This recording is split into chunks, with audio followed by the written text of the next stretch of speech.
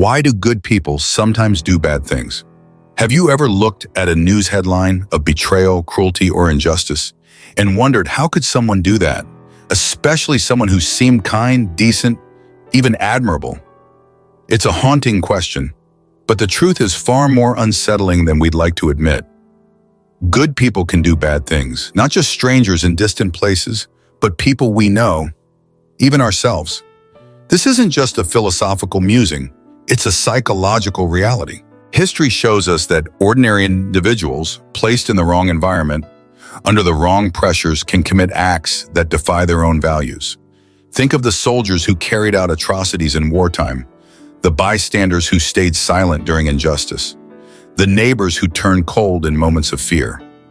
Were they born evil? No, they were swept up in forces they didn't fully understand.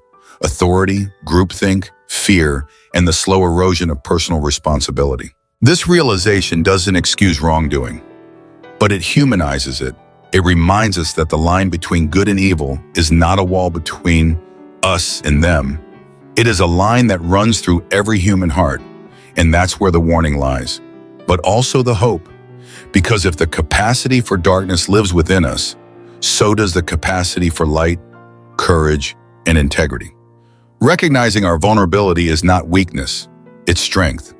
It's the first step toward resisting the pull of moral collapse. When we understand how easily people can be swayed, we become more committed to standing firm. So the next time you find yourself saying, "I'd never do that," pause, reflect, and ask instead, under what circumstances?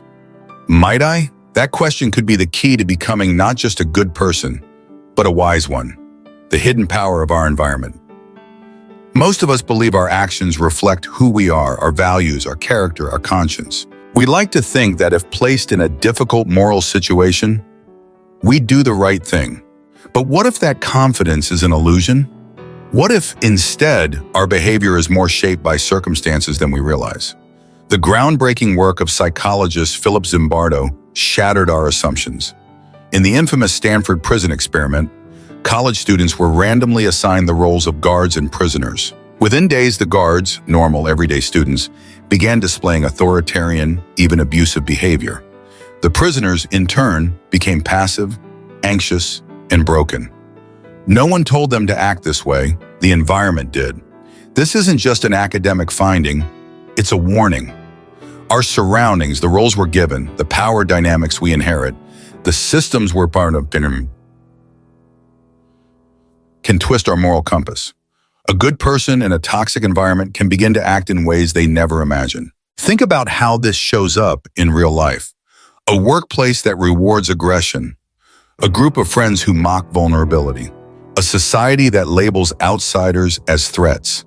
Slowly, subtly, we adapt. Not because we're evil, but because we're human. But here's the hope. What the environment shapes, awareness can resist. When we recognize the power of situation, we stop blindly trusting our moral autopilot. We become more vigilant, more reflective, more intentional. You are not just your choices. You are also your context. But once you understand how deeply that context can influence you, you gain the power to step outside of it, to question it, to reshape it, and to choose a higher path. Because true strength isn't just about standing firm when it's easy. It's about staying grounded when the world around you tries to pull you under. When obedience becomes dangerous, we grow up being taught to respect authority. Parents, teachers, bosses, leaders, they guide us, protect us, and set the boundaries of order. And in many cases, obedience is essential. But what happens when obedience turns into blind compliance? When the voice of authority demands something that goes against our conscience? In the 1960s, psychologist Stanley Milgram conducted a now-famous experiment. Ordinary people were instructed to administer what they believed were painful electric shocks to another person, simply because an authority figure told them to. Despite hearing screams of agony, which were staged, most participants continued the shocks. They weren't sadists, they were just following orders. It's a chilling reminder the power of authority can override even our deepest moral instincts. This phenomenon isn't limited to history books or science labs. It plays out every day, In workplaces, in institutions, in governments, people lie, cheat, harm, or remain silent not because they want to, but because someone in charge told them it was necessary, justified, for the greater good. But when we hand over our conscience to someone else, we risk losing what makes us human. This is not a call to reject all authority. It's a call to examine it, to ask questions, to pause when something doesn't feel right. Courage isn't just standing against evil, it's resisting when that evil wears a uniform, holds a title, or speaks with confidence. So the next time you're told, just do it, take a breath. Ask yourself, is this right? Is this mine to carry? Because history is full of people who obeyed without question, but it's shaped by those who dared to say no. Obedience may be easy, but integrity? That's the path of the truly brave. The danger of dehumanization. Before cruelty, before injustice, before violence, there is almost always one silent, invisible act: dehumanization. It begins not with weapons or hate crimes, but with words, labels, stereotypes. The quiet decision to stop seeing someone as fully human. Throughout history, every genocide, every war crime, every act of mass violence was paved with propaganda that reduced people to animals, insects, invaders, threats. The victims were no longer mothers, sons, neighbors. They became the enemy, vermin, less than. And once that shift happens, once empathy is cut off, the unthinkable becomes justifiable. But this isn't just a relic of the past. It's happening right now in our politics, on our streets, across social media. When we call others idiots, criminals, scum, or worse, we're participating in a process that erodes compassion and paves the way for division and harm. And here's the truth: it's easier to harm someone when you've stopped seeing them as a person. When their pain doesn't look like your pain. When their story doesn't matter. So how do we fight back? With empathy, with awareness, with the courage to speak up when others are reduced to caricatures. It means pausing before we repeat that joke, forward that meme, join that angry crowd. It means choosing to see the person behind the opinion, the background, the mistake, because the moment we stop seeing each other as human is the moment we lose something in ourselves too.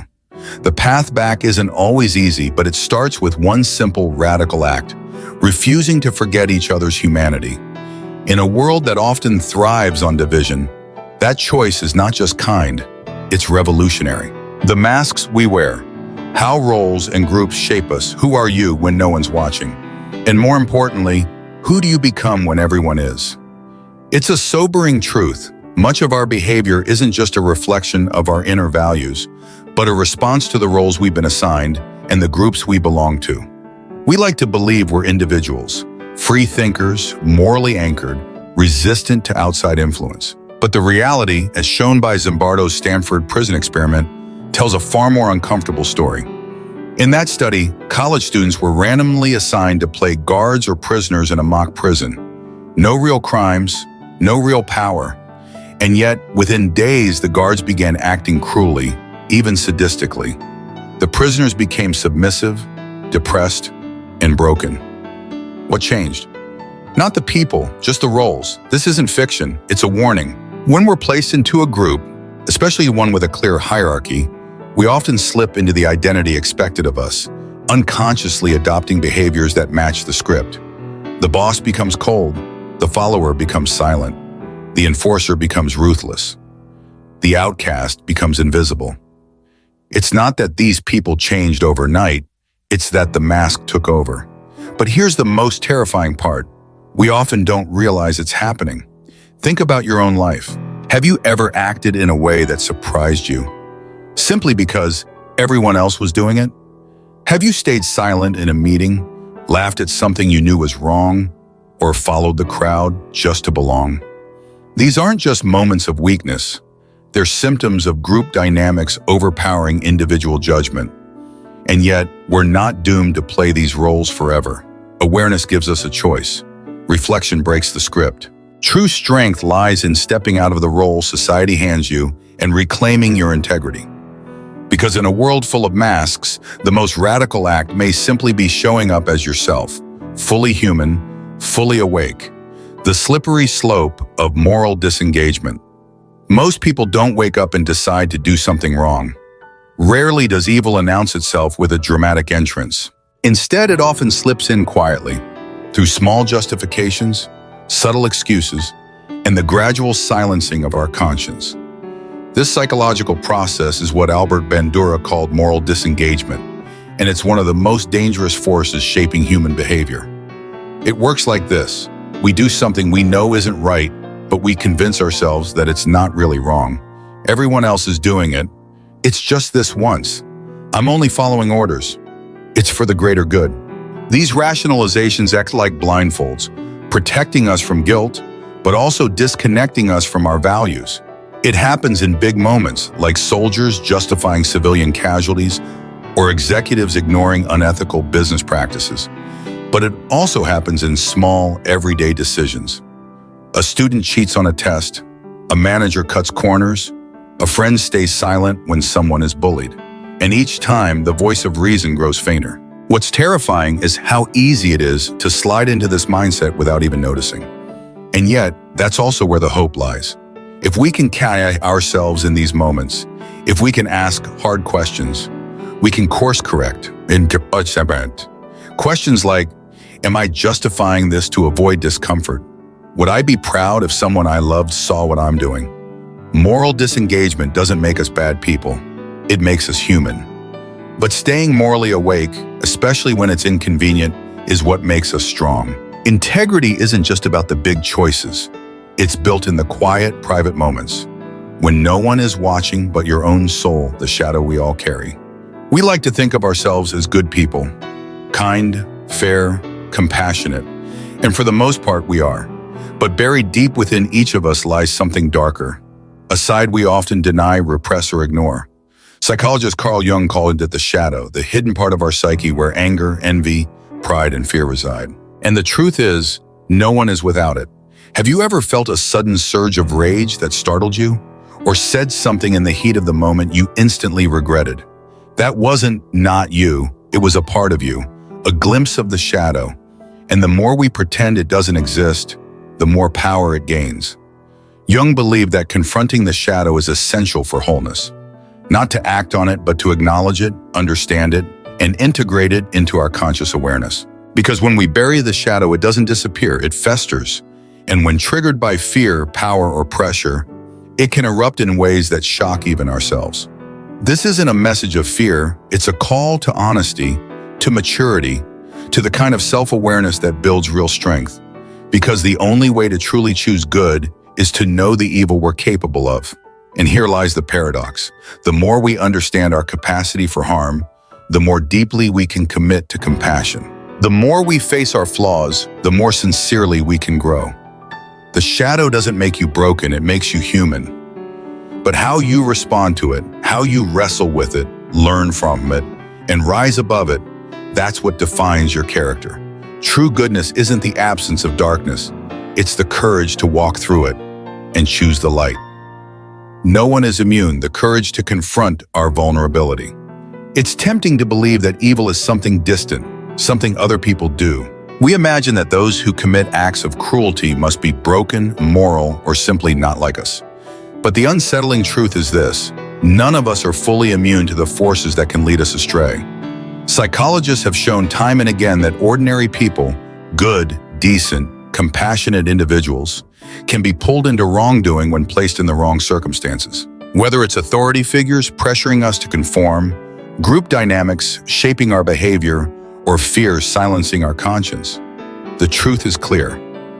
Under enough pressure, anyone can fall. That doesn't make us evil, it makes us human. And in that uncomfortable truth lies our greatest opportunity for growth, because if we acknowledge our vulnerability, we can begin to build real strength. We can become more alert, more reflective, more prepared to stand firm when our values are tested. This isn't a call to shame, but a call to honesty, to recognize the shadow within and meet it with awareness and courage. The danger lies not in having darkness inside us, but in denying it exists. The most dangerous people aren't those who struggle, they're the ones who believe they never could. True moral strength doesn't come from believing we're above temptation. It comes from knowing we're not and choosing integrity anyway. So the question isn't, would I ever fall? It's, how will I stay grounded when the moment comes? That awareness, that humility, is where real character begins. The quiet descent, how evil begins in small steps. Evil rarely announces itself with fanfare. It doesn't arrive in a single monstrous act. More often, it slips in quietly, disguised as convenience, silence, or compromise. The path to darkness is rarely a leap. It's a slow, steady slide. It starts with one small decision. A moment of looking the other way, a choice to stay silent when something feels wrong, a willingness to go along, just this once, and then another, and another. Before long, the lines we thought we'd never cross are behind us, and we're not quite sure how we got here. This is the terrifying subtlety of moral erosion. Few people wake up and decide to betray their values. Instead, they lose them piece by piece, often in the name of belonging, safety, or avoiding discomfort. And it's not just bad people who do this. It's all of us, when we aren't paying attention. Have you ever walked away from a moment, heart heavy, because you didn't speak up? Have you ever made a choice that you knew, deep down, wasn't right, but it was easier? These are the cracks where character is tested. But here's the good news. If the descent is subtle, so is the resistance. It begins with awareness, with honesty, with the courage to say, no, this isn't me. We must treat every small moral choice as sacred, because they build the road we walk tomorrow. Each time we choose truth over comfort, action over apathy, integrity over ease, we climb back toward the light. Evil doesn't begin with monsters. It begins with ordinary people making quiet decisions. So does goodness. And that means the battle is always within reach and always worth fighting. Resisting the Lucifer effect, the everyday fight for integrity. If the forces that push good people toward darkness are powerful authority, dehumanization, group pressure, and moral disengagement, then we must ask the vital question: how do we resist them? How do we stay rooted in goodness when the world around us tempts us to look away, give in, or stay silent? The answer isn't found in grand gestures, but in everyday moral courage. That quiet strength to speak up when it's uncomfortable, to admit when we're wrong, to act on what's right, even when no one is watching. Moral courage is not the absence of fear. It's the decision to act despite it. Think of Rosa Parks refusing to give up her seat. Think of whistleblowers who expose corruption, knowing it may cost them everything. These are not superheroes. They are people who chose their conscience over comfort. And that choice began not in crisis, but in values. That's where the resistance begins, by knowing what we stand for. Take time to reflect on your deepest principles: honesty, compassion, fairness, accountability. Let them guide your decisions, not just in dramatic moments, but in the small, unseen ones. Because character is built in the quiet. Surrounding yourself with people who share those values is just as important. We rise or fall with the company we keep. When you're in a culture of integrity, it's easier to stay grounded. These relationships become your safety net, your mirror, your moral compass when the pressure builds. Then there's empathy, the antidote to dehumanization. When we truly see others as people with fears and dreams like ours, it becomes harder to harm them. Art, storytelling, and deep conversation help us break through the labels and see the person beneath. In a divided world, empathy is not weakness, it is rebellion against apathy. But resistance also requires awareness of the systems we're part of. Groupthink and role expectations can quietly shape our behavior. That's why it's crucial to stay alert. Ask, what is this environment asking of me? Who benefits from my silence? Am I becoming someone I don't recognize? And when we fail, and we will, we must choose self-reflection over shame. Guilt can be a teacher. Regret can be a turning point. The key is not perfection, but progress. To fall, to rise, and to keep choosing what's right. In the end, resisting the Lucifer effect is not about being untouchable. It's about being awake, aware of our capacity for both harm and healing, and choosing moment by moment to fight for the better angels of our nature. Because the world doesn't just need people who know what's wrong, It needs people brave enough to live what's right. The heroic imagination, becoming the person who stands up. What if heroism isn't reserved for the chosen few, the firefighters, the soldiers, the saints? What if it's something we're all capable of right here, in the middle of our ordinary lives? Psychologist Philip Zimbardo called this the heroic imagination, the mindset that sees ourselves not as passive observers of morality, but as active participants in shaping it. It's the belief that in moments of challenge, I can make a difference. That when the time comes to speak out, step in, or stand firm, I will. This shift is powerful because so often people fail to act not from malice, but from disbelief in their own power. Who am I to change anything? But heroism doesn't begin with grandeur. It begins with intention, a decision to live alert, a readiness to say yes to courage when the moment calls. You cultivate the heroic imagination by practicing small acts of moral bravery. Standing up for someone being mistreated, refusing to participate in gossip, defending what's right even when it's unpopular. These actions may seem minor, but they build the muscle of moral courage. And it grows even stronger when we surround ourselves with stories of real-life heroes, ordinary people who stepped up when it mattered most. Their lives remind us that heroism is not about perfection. It's about presence, about being someone who sees, cares, and acts. In a world that often rewards silence and conformity, choosing to live with heroic imagination is a radical act of hope. It says, I may not save the world today, but I will not be part of its harm. Because sometimes the most heroic thing you can do is refuse to look away, the line that runs through us all. It's comforting to think that good and evil are out there, separate from us, easily identified.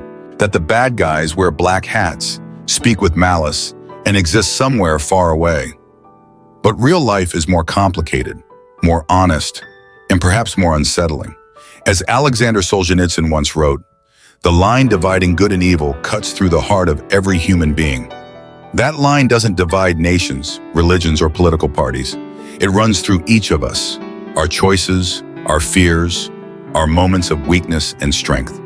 This realization is both humbling and profoundly empowering. It reminds us that we are not inherently good or bad. We are capable of both, and the direction we move in is determined not by identity, but by action. By the decisions we make when no one is watching, by the small daily choices that either align with our values or betray them.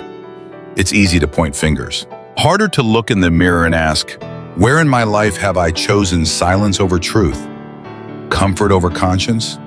But that's where growth lives, in the courage to see ourselves clearly, flaws and all. The beauty of this truth is that it gives us agency. We are not trapped by our past. We are not defined by our worst moments.